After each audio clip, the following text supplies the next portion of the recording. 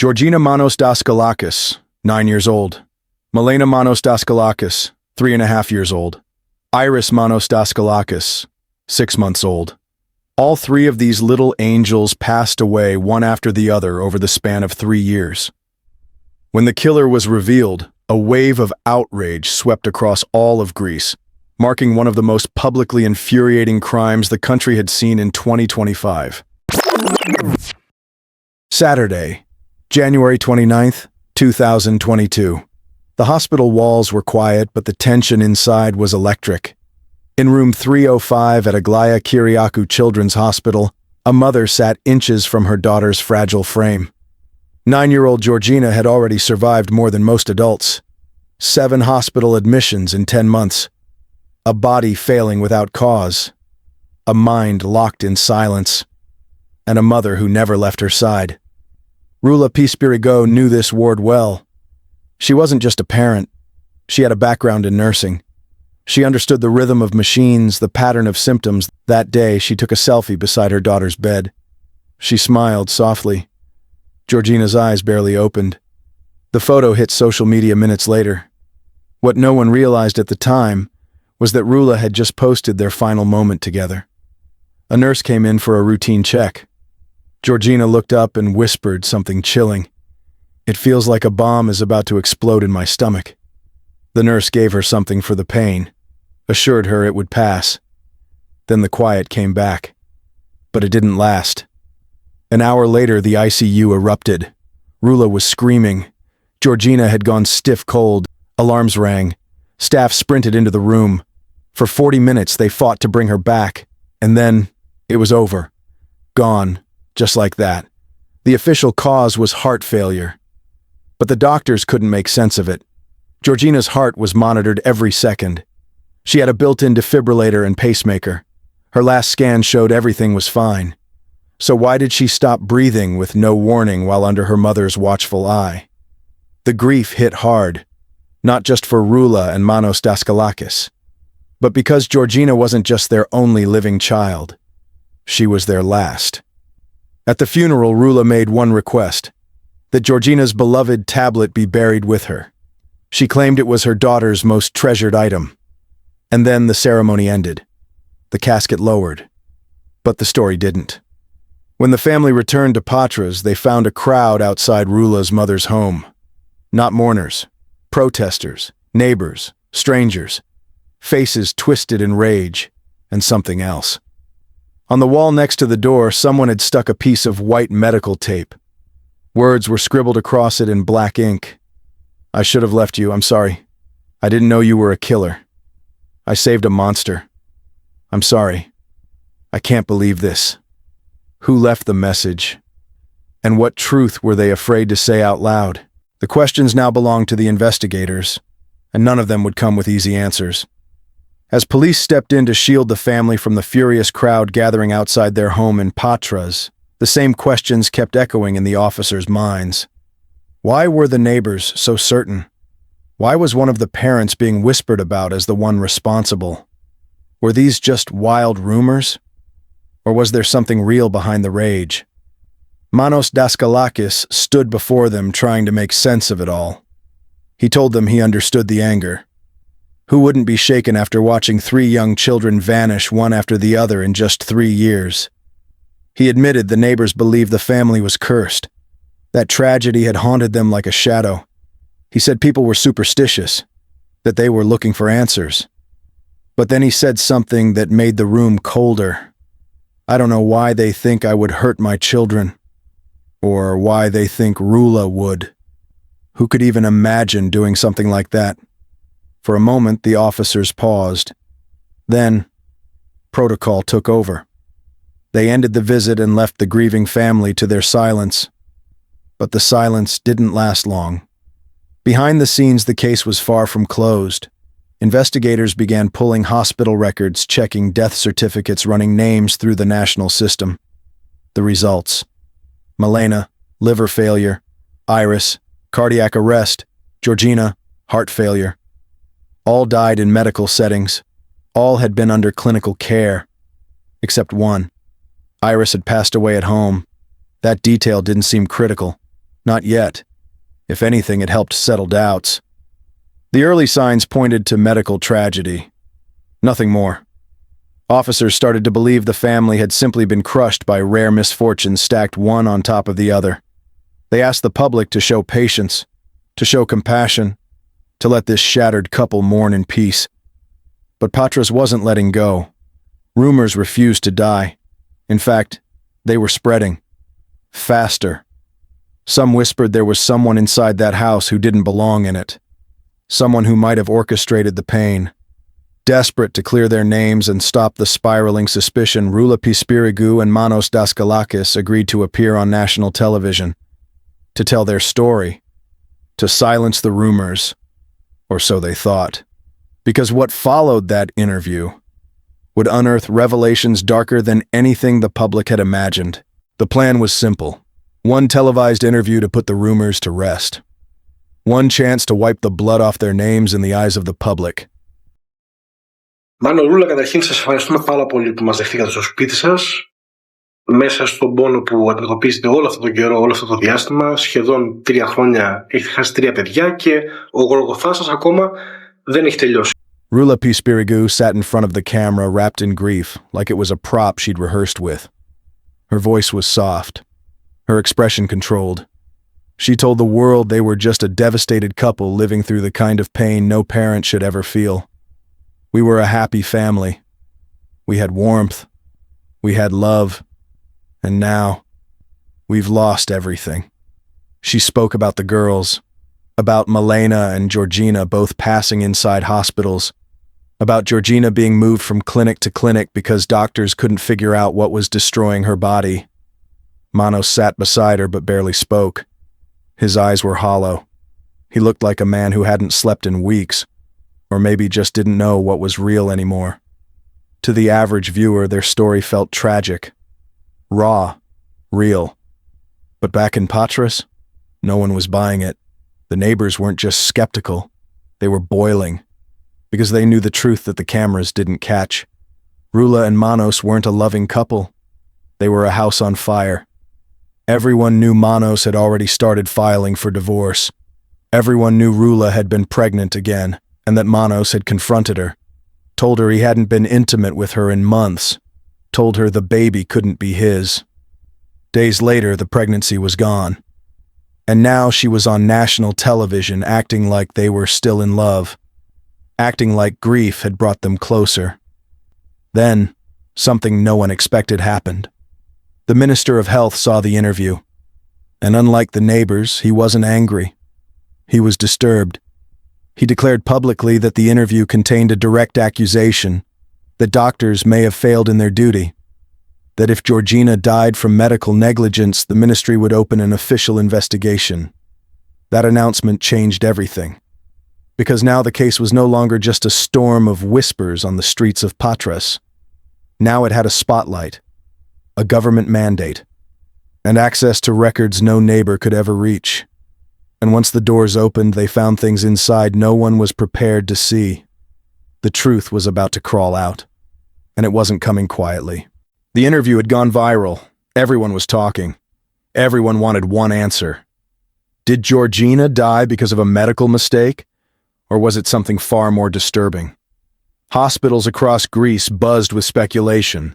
But inside a quiet room, a team of doctors who had treated Georgina over the past year gathered to re-examine every detail of her case. What they uncovered wasn't just troubling, it was the beginning of a nightmare. 10 months before her death, Georgina had been completely healthy. No neurological issues, no chronic illness. Then out of nowhere, the seizures began. At first, doctors assumed the trauma of losing her sister had triggered a psychological breakdown. But soon her heart started acting erratically, irregular rhythms, so they implanted a defibrillator and a pacemaker to protect her. Apart from that, her vitals were stable. Still, the symptoms didn't make sense. So she was transferred to Roula Pispirigou Children's Hospital for closer monitoring. And that's where she died. But the red flags didn't end with her medical history. One nurse who had been present during Georgina's final moments came forward with something that shook the doctors to their core. She said Georgina's body had felt unusually cold. Far too cold for someone who had just gone into cardiac arrest. Another nurse remembered something even more disturbing. As the team desperately tried to revive the girl, Roula, her mother, stood over them and said, "Stop. There's no need. She's already gone." Why would a mother give up on her daughter's life before the doctors had even finished trying to save her? The doctors reported everything to the police, but suspicion wasn't enough. Not for a case this big. Not now that the country was watching. Investigators needed more than instinct. And then came a break. One of the detectives uncovered an incident from 2 years earlier. In 2020, a neighbor had filed an official report against Roula. She claimed she had seen the mother violently hitting Georgina. Authorities had opened a case and had been quietly monitoring her interactions with her children ever since. Now the investigators had two things: a medical team deeply concerned, documented history of suspected mistreatment.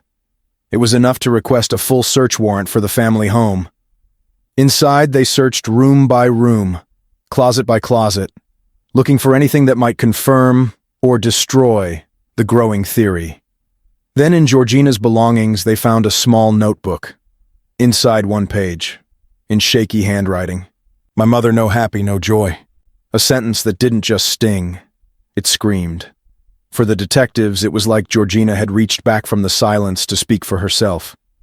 There were no other notes, no recordings, no physical proof beyond that haunting page. But then another surprise walked through the door. Manos Daskalakis, the father. The man who had started divorce proceedings. The man who had lived in confusion and suspicion for months. He sat down and told the investigators something he had never shared. The day before Georgina died, Roula sent him a message. A short one.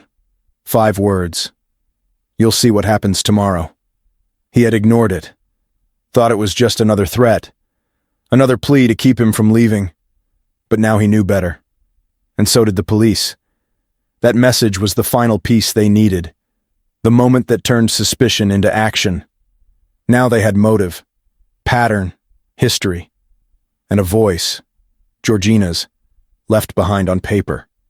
The investigation into her death was officially open, and what it would uncover was worse than anyone imagined. While Roula Pispirigou kept posting tearful tributes online, while she inked her daughter's names permanently into her skin, she begged the world to see a heartbroken mother clinging to memory. Something much colder was happening behind the scenes.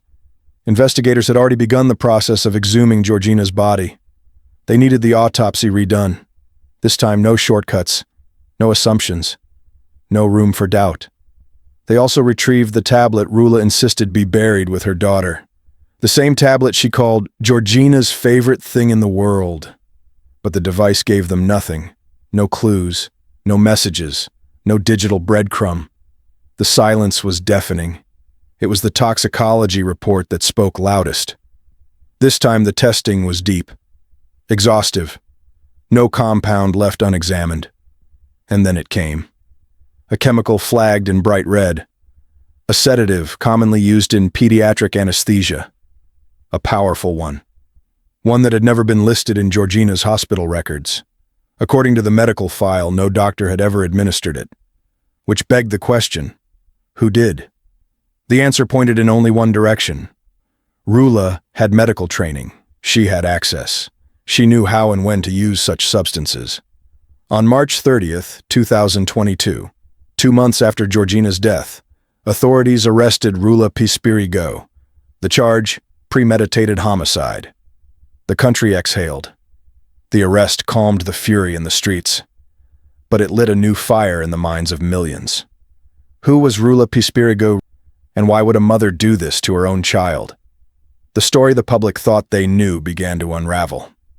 Born in 1989 in the coastal city of Patras, Roula was described as rebellious from a young age.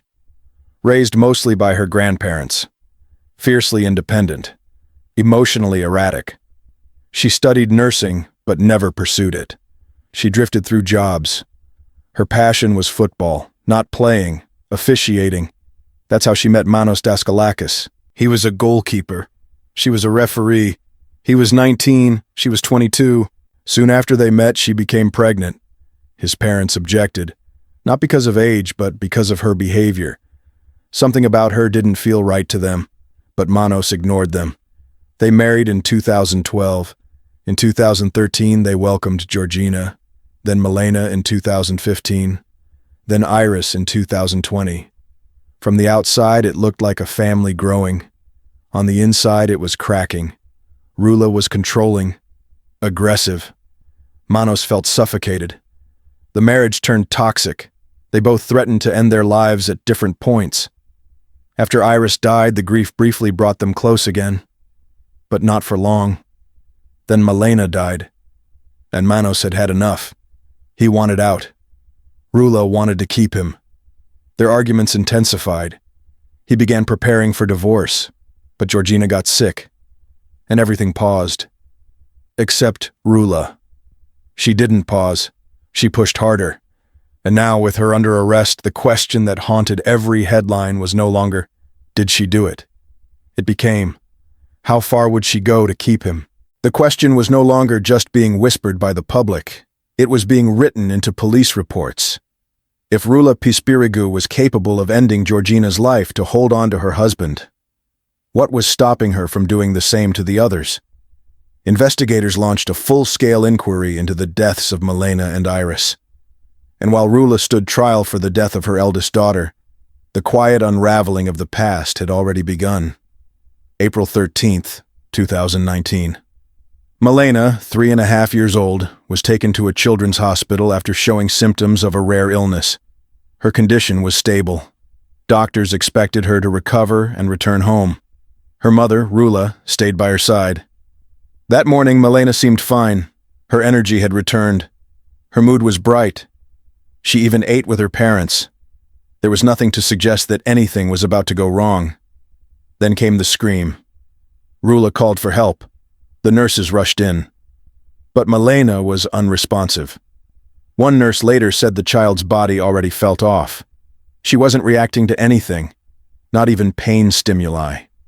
When asked what had happened, Roula claimed her daughter had simply fallen asleep and wouldn't wake up.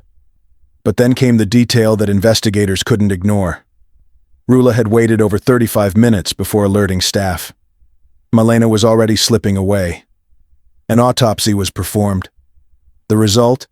Liver failure and pulmonary swelling. A rare combination.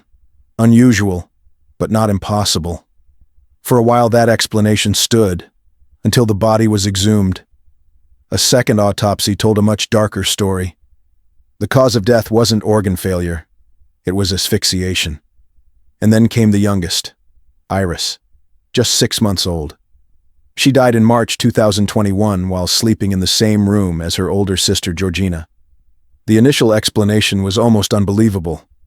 Sudden failure of the sinoatrial node in the heart, a condition so rare in infants that some doctors had never seen a single case. That night, Roula's sister Dimitra was staying over. She told police she hadn't noticed anything strange. Roula claimed she had woken up at 7:30 a.m., given Iris her pacifier, then gone back to bed. When she returned to check on her baby, Iris was motionless. Roula tried mouth-to-mouth resuscitation, then called emergency services. But the ambulance didn't arrive until an hour later, and that delay set off alarms. Why hadn't she called for help immediately? Then investigators found something else. A small blood-stained tissue next to the crib. Roula asked for it back multiple times. Police refused. They treated it as evidence. On June 20th, 2022, the final report came in. The cause of death was not cardiac failure. It was asphyxiation. Again, 2 infants, 2 autopsies. Same method, same pattern, same person present every time. Each case had once been written off as rare, tragic, natural. Now they were being called what they truly were: murders. The revelations sent shockwaves through Greece. The facts were almost too grotesque to believe. A mother killing not 1 but 3 daughters over the span of 3 years. And for what? To cling to a crumbling marriage. The public, stunned and furious, gave it a name. The Medea of the modern age. A reference to the ancient Greek myth of Medea, The mother who slaughtered her own children to punish a husband who abandoned her. A character once confined to tragedy and legend, now reborn in headlines. Meanwhile, Roula Pispirigou sat alone in a high-security cell inside Korydallos prison, isolated, heavily guarded. Authorities feared other inmates might take justice into their own hands. Then came a twist no one expected. A reporter from Peloponnesos, a regional Greek magazine, managed to secure a prison interview with Roula. A chance for her to speak, or spin. She denied everything. I could never do that to my daughters. I was always with them, always close. Of course, I was the last one with them. I'm their mother. That's where I belong. When asked about Manos, she replied coldly. No comment. He showed his true colors. He left me.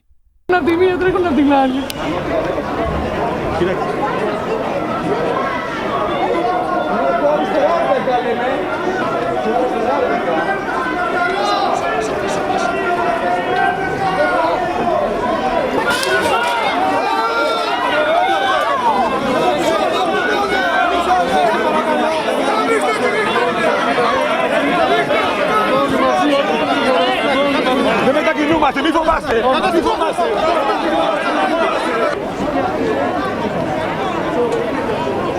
Σαν δημοσιογράφοι, γυρίστηκαν να δίνουν στον αγώνα.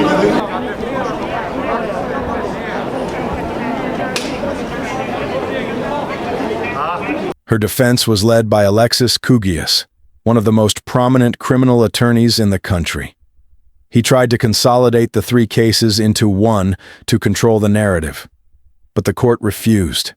The Georgina trial would stand alone. On March 30th, 2024, the verdict came down. Guilty. Roula Pispirigou was sentenced to life in prison for the killing of her eldest daughter. But it wasn't over. What followed was a second trial, for Malena, for Iris. This time, the prosecution laid out everything. The pattern, the motive, the manipulation. They said Roula didn't lash out in anger, she calculated. They argued that after Iris died in 2021, Roula saw how the tragedy brought her and Manos temporarily closer. It didn't fix them, but it made him stay. For a while, that was enough to plant the idea. A year later, she noticed Manos pulling away again, growing distant. Rumors swirled about another woman. So Roula acted. She eliminated Malena. But this time it didn't work. The marriage didn't heal. In fact, it worsened. And then came Georgina, the last child, the final thread. Whether it was one last desperate attempt to fix her home, or a punishment for being left behind, the result was the same. 3 daughters gone. On March 18th, 2025, the mixed jury court in Athens delivered its final ruling. Guilty. Twice. 2 consecutive life sentences. The trial had lasted 12 months, 50 witnesses, 80 court sessions. And then came her final words. Roula Pispirigou stood before the bench. She held up photos of her daughters. Her voice didn't shake. I want you to look at them. Look at them closely. Because they will haunt you forever. I didn't take their lives. But your verdict took mine. And in that moment, no one could tell if they were hearing a broken mother's grief, or a warning from the villain of a Greek tragedy come to life. Thank you for watching. If you enjoyed this video, don't forget to like and subscribe for more true crime documentaries. See you in the next video.